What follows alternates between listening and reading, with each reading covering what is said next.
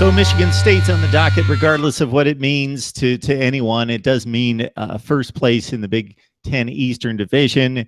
And if whoever the winner is can move on and win the rest of its games, and Ohio State would still have a tough one up north to go on to the Big Ten Championship, to either spoil it for the conference or to be a loser to Wisconsin's big win to carry them through to a Big Ten Championship undefeated season and the college football playoff for the Badgers, who may not be the best team in the Big Ten. But regardless, you got Michigan State and Ohio State playing, and it means that it is a tangible lead for first place in the Big Ten East to get to the championship game. And this Michigan State series, my son says it all the time because he grew up watching Ohio State football over the last 7, 8, 9 years.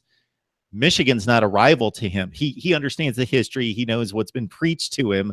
But to him, it's Michigan State. It is completely crazy to me to think that that as long as he's been alive, it's true. The rivalry, obviously the rivalry is important for those of us who, have loved and watched the history and have lived through the John Cooper years. Obviously, I wasn't around for the Woody and Bo years, but it's certainly such a rich history, and you can't let them forget about that. Maybe I need to send a couple documentaries your way. But this Michigan State series, you're right. It has been decided over the last a couple games of 4 points total. These last two games have been decided 4 points total.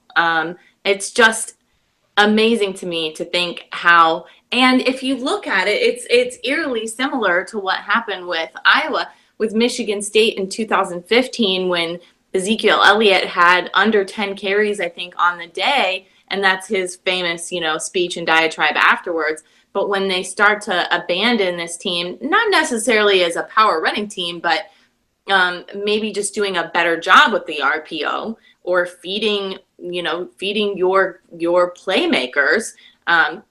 I think even at times we saw Curtis Samuel not get the ball as much as he should. And he was one of the most dynamic playmakers. And obviously he ended up saving the day with the Michigan game. But I'm hoping that Ohio State understands that if they do get in a pickle, if they do get behind against this Michigan State team,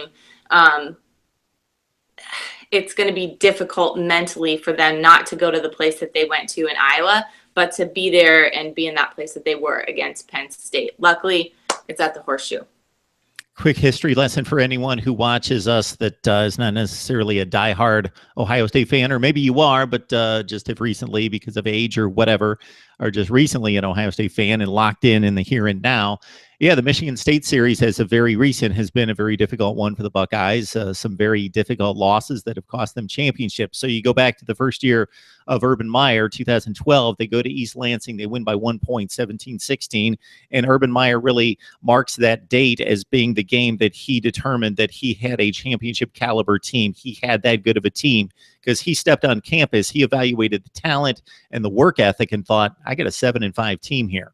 And then they started to scrape through victory after victory against marginal teams. Then they went to East Lansing against a really good Michigan State team. Not as good as some of the other ones. They underachieved that year too, but they were a tough team.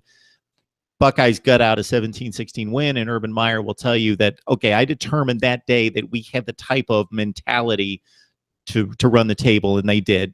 12-0. Then the next year, they had won 24 consecutive games going to the Big Ten championship game, did not play the Spartans in the regular season, and then the hopes were dashed of getting to the final BCS championship game against Florida State as a 12-0 team because they lost to Michigan State after scoring 24 straight points to take a touchdown lead in the second half.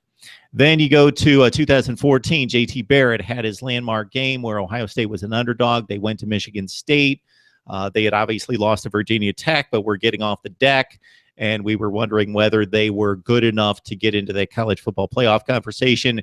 They go to Michigan State. They put up 49 points. They're the better team, and that was a Michigan State team that finished in the top 8 in the country, beat Baylor in the Cotton Bowl. They were extremely good.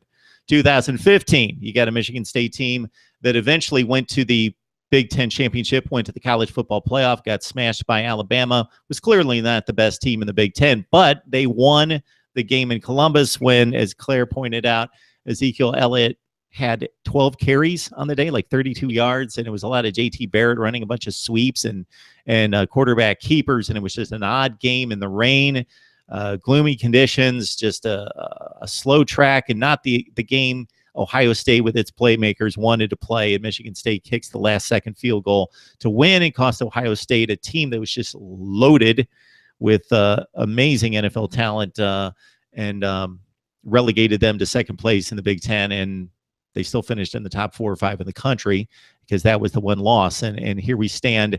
And even last year, despite all of Sparty's issues, going 3-9 and 1-8 in the Big Ten, it took a failed 2-point conversion in East Lansing for the Buckeyes to eke that one out 17-16. So this series has been something else.